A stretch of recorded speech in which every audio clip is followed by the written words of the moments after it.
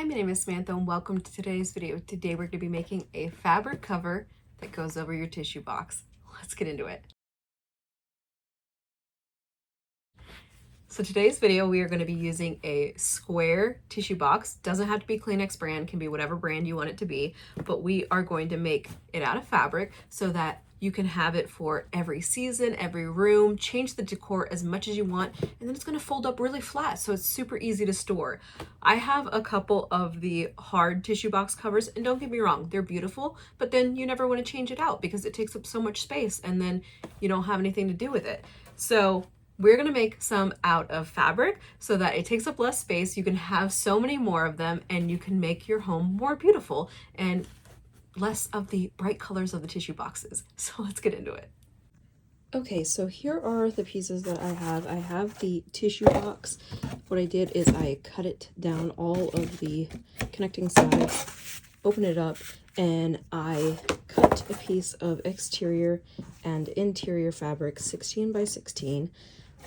So when I lay this down, there is excess all the way around.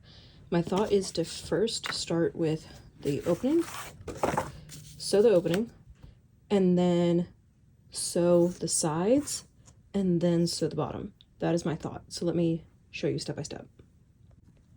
Okay, so I have the fabrics right sides facing together. I found the center point, and then I traced. So now I'm gonna sew outside of this line, sew it down the oval, and then trim this middle part out and iron it back out.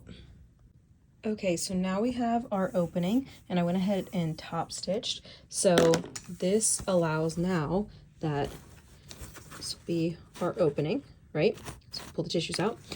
Okay, so now we need to shape it. So we need to take this, figure out how to get this lined up in the middle. I'll probably like find the center here and cut a little part out so I can find the center.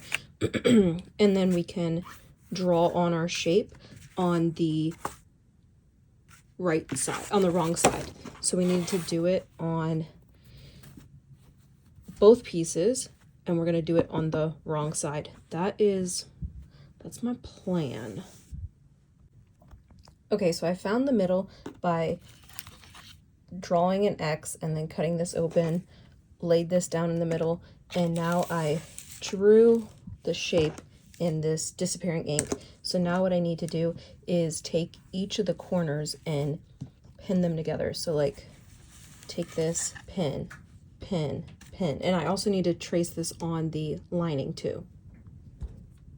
Okay, so here is how it all looks pinned. So I pinned along all of the lines that we drew, but we are gonna sew bigger than the pins, and then we're gonna test it and see if it's the right size, if I could see the opening. So let me go ahead and sew bigger than these pins.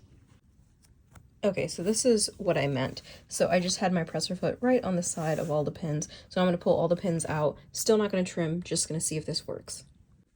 Okay, there's obviously a lot of unnecessary fabric, but let's see. Does this guy fit?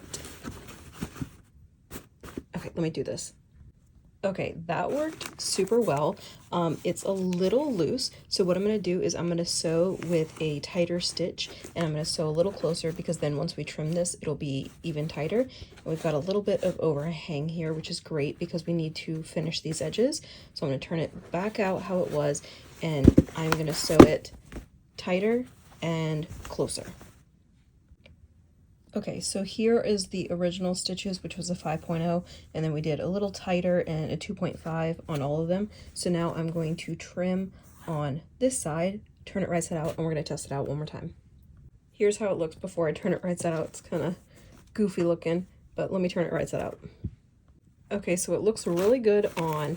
We just need to take care of these raw edges. So I'm going to push it as deep as it can go in here, and then I'm going to take the edges and then pull this one in and this one in. Kind of hard to do it one-handed, but put both of the raw edges in, pin it all the way around, and then sew it down. Okay, I have not sewn it down yet, but here is how it looks. I think this is pretty good. I wish I would have tapered the edges a bit more, so like looser up here and then a little tighter, like gone inwards a little bit, but I still think it looks really good.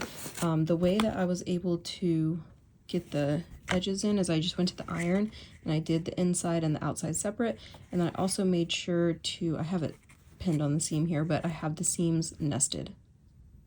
Here we are. So I went ahead and top stitched all along the bottom there, so now there's no raw edges.